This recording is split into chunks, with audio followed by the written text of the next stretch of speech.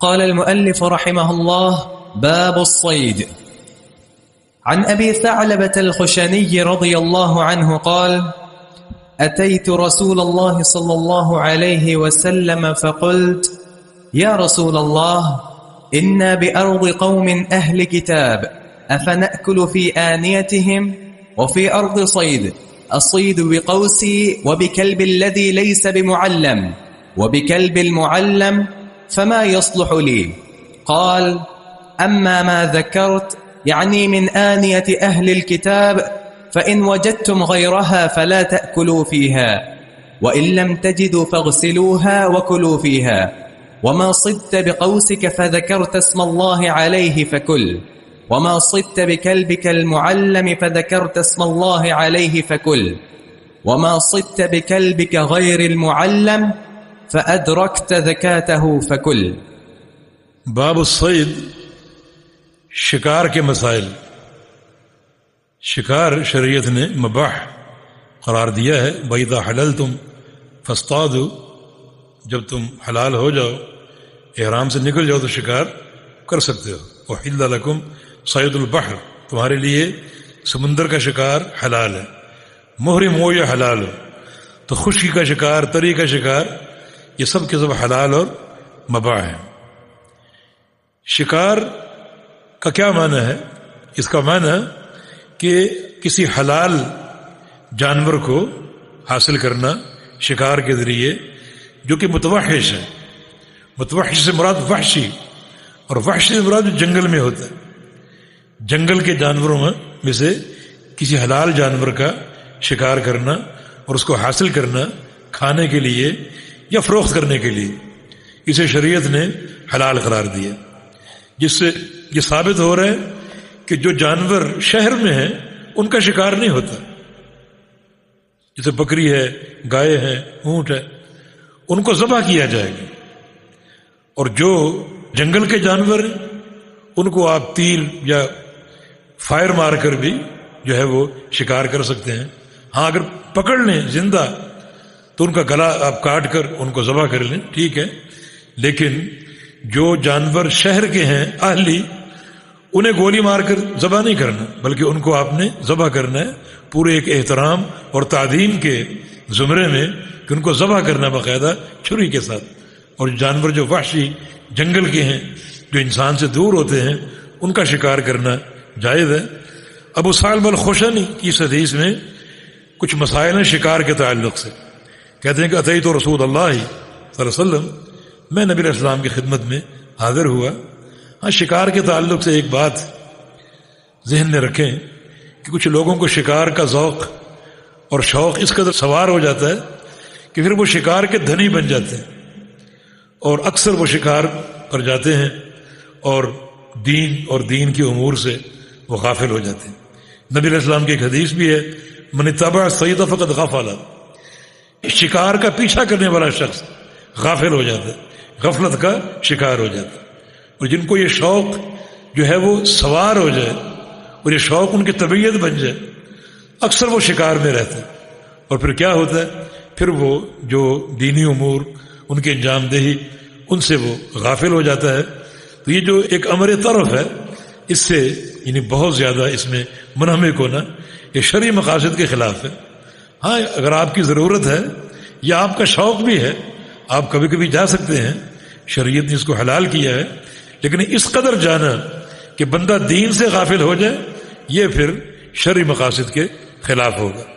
ابو ثعلبہ فرماتا ہے کہ نبی علیہ السلام کی خدمت میں آیا اور قلت یا رسول اللہ، میں نے عرض کیا کہ یا رسول اللہ صلی اللہ علیہ وسلم، انا بارض قوم اہل کتاب، ہم جس جگہ رہتے ہیں وہاں اہل کتاب رہتے ہیں، ہمارے پڑوس میں ان کی بستی ہے، ان کا علاقہ ہے، اہل کتاب یہودی اور عیسائی، اور وہاں رہتے ہیں.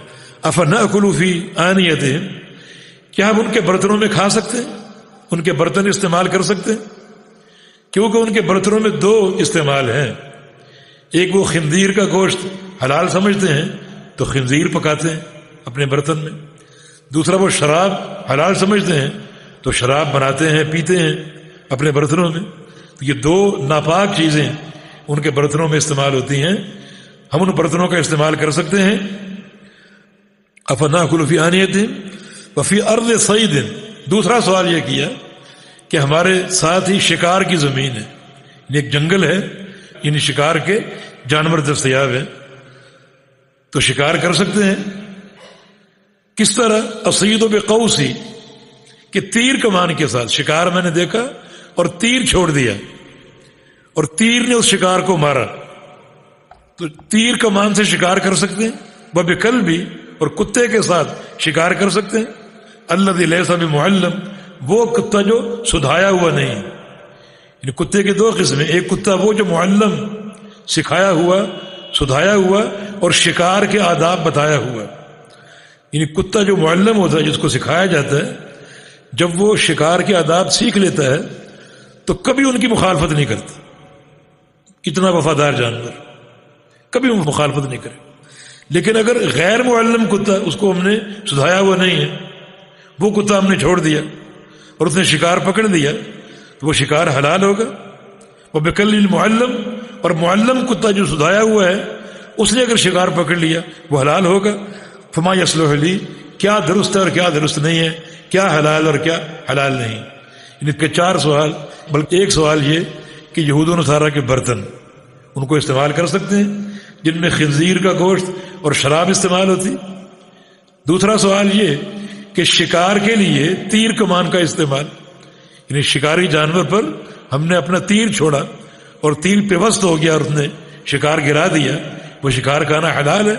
اور تیسرا یہ کہ ایسا کتا جو غیر معلم ہے، سدھایا ہوا نہیں ہے، اس سے شکار کرنا حلال ہے، اور اس نے اگر شکار پکڑ لیا تو اس کو ہم استعمال کر سکتے ہیں۔ وبکلب المعلم، اور چوتھا سوال یہ کہ کلب معلم جو ہے، سکھایا ہوا اور سدھایا ہوا کتا، اس سے ہم شکار کر سکتے ہیں، اور اس نے شکار اگر پکڑ لیا اس کو استعمال کر سکتے ہیں۔ فما یصلح لی، میرے لیے کیا جائز اور کیا نہیں۔ قال، رسول اللہ صلی اللہ علیہ وسلم نے چاروں سوالوں کا جواب دیا۔ فرمایا کہ اما ما ذکرت یعنی من آنیت اہل الکتاب، تمہارا جو پہلا سوال ہے اہل کتاب کے برتنوں کے استعمال کے تعلق سے، فإن وجدتم غیرها فلا تأکلوا فیها، اگر تمہارے پاس اور برتن موجود ہیں تو پھر بہتر ہے کہ ان کے برتن استعمال نہ کرو، ان کے برتن استعمال نہ کرو۔ وإن لم تجدوا، اور اگر اور برتن نہ ہو، وہی برتن استعمال کرنے پڑ جائیں تو پھر فاغسلوها وکلوا فیها، تو پھر تم ان کو دھو لو اور دھو کر ان کو استعمال کر سکتے ہو، کیونکہ دھونے سے نجاست زائل ہو جاتی ہے۔ اس طرح اگر ہمارے پڑوس میں کوئی ہندو ہیں جن کا عقیدہ ناپاک ہے اور ناپاک چیزیں وہ استعمال کرتے ہیں، تو یہی حکم ہوگا کہ اگر برتن اور نہ ہو تو پھر ہم ان کو استعمال کر سکتے ہیں، لیکن دھو لیں اچھی طرح، کیونکہ دھونے کے بعد وہ پاک ہو جائے گا۔ تو یہ پہلے سوال کا جواب۔ دوسرا، وما صدت بقوسک فذکرت اسم اللہ علیہ فکل، جو شکار آپ نے تیر سے کیا ہے اور تیر اللہ کا نام لے کر چھوڑا، بسم اللہ واللہ اکبر، اللہ کا نام لے کر تیر چھوڑ دیا اور وہ تیر جا کے جانور کو لگا، فکل، اس کو کھا سکتے ہو، اسے کھا سکتے ہو۔ آگے کچھ اور صراحت آئے گی کہ تیر جانور کو لگے گا دو صورتوں میں، ایک اس کی نوک اس میں داخل ہوگی جانور کے جسم میں، جس سے کھال پھٹ جائے گی اور خون جاری ہو جائے گا۔ یعنی حلال جانور کو کھانے کے لیے یہ دو شرطیں ہیں، ایک اللہ کا نام لے کر ذبح ہو اور دوسرا اس کا خون نکلے۔ اور بعض اوقات تیر چپٹا لگتا ہے جا کر، اس کی نوک پیوست نہیں ہوتی بلکہ لکڑی چپٹی جا کر لگتی ہے، جس سے جانور گھٹ کے مر جاتا ہے، جس سے اس کا جسم پھٹتا نہیں ہے اور خون اس کا اندر ہی رہ جاتا ہے، جو کہ ظاہر حرام ہے، تو پھر وہ جانور استعمال کرنا ناجائز ہے۔ آگے اس کی صراحت آ رہی، آگے فرمایا کہ وما صدت بقلبک المعلم فذکرت اسم اللہ علیہ فکل۔ تیسرا سوال، ایسے کتے سے شکار جو کہ سدھایا اور سکھایا ہوا ہے، جو قلب معلم ہے، جس کو شکار کی تعلیم دی گئی ہے، اس سے اگر شکار کیا، یعنی ایسا کتا شکار کے پیچھے چھوڑ دیا، اس نے شکار کو دبوچ لیا، چاہے وہ زندہ تمہارے پاس لائے یا مردہ لائے، فکل، اس کو کھا سکتے ہو۔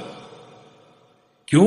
کہ وہ قلب معلم ہے، سکھایا ہوا ہے، اسے جو تعلیم آپ نے دی ہے اس کی وہ خلاف ورزی نہیں کرتا۔ زندہ اگر لایا ہے تو اس کو ذبح کر لو، اللہ کا نام لے کر. زندہ اگر نہیں لایا، جیسا بھی لایا ہے، چونکہ اس نے دبوچا ہے اس شکار کو اور وہ کلب معلم ہے، اس کو آپ کھا سکتے، اس میں کوئی قید نہیں. وما صدت بقلبک غیر المعلم، اور اگر ایسا کتا جو غیر معلم، سدھایا ہوا نہیں ہے، سکھایا ہوا نہیں ہے، فأدرکت زکاتہ فکل، اگر اس کے ذبح کو آپ پہنچ جائیں پھر کھا سکتے. یعنی اس کتے نے شکار کو دبوچ لیا اور دبوچ کے اس کو مار بھی ڈالا تو اس کو نہیں کھا سکتے کیونکہ وہ کلب غیر معلم. لیکن زندہ آپ کے پاس لے آیا اور اس کی ذبح کو آپ پہنچ چکے ہیں، یعنی ذبح پکڑ کے آپ اس کو کر سکتے ہیں، تو ذبح کر کے اس کو کھا سکتے ہیں، کیونکہ اس کتے کو شکار کی تعلیم نہیں دی گئی. اس نے کیسا مارا، کس طرح قتل کیا، یہ مجہول ہے. اس لیے آپ اس جانور کو نہیں کھا سکتے جو کلب غیر معلم شکار کرتا ہے. اور جو کلب معلم شکار کرتا ہے، خواہ وہ زندہ لائے یا مرا ہوا لائے، اسے آپ کھا سکتے ہیں. آگے حدیث میں آ رہا ہے اگر کتے نے اس میں سے کھا لیا کچھ تو پھر خواہ وہ معلم ہو یا غیر معلم ہو، پھر اس کو نہیں کھا سکتے. کیوں؟ کیونکہ پھر اس کتے نے وہ شکار آپ کے لیے نہیں کیا بلکہ اپنے لیے کیے. جبکہ کلب معلم کی تربیت یہ ہوتی ہے کہ اس میں سے وہ کھا نہیں سکتا اور وہ شکار اس کے مالک کا ہو، اور اگر وہ کھا لے تو اس کا معنی یہ ہے کہ اس نے وہ شکار مالک کے لیے نہیں کیا، اپنے لیے کیا. وہ کچھ کھا کر لایا، پھر اس کو کہو کہ یہ بھی تو کھا لے، میں نہیں کھاؤں گا. جی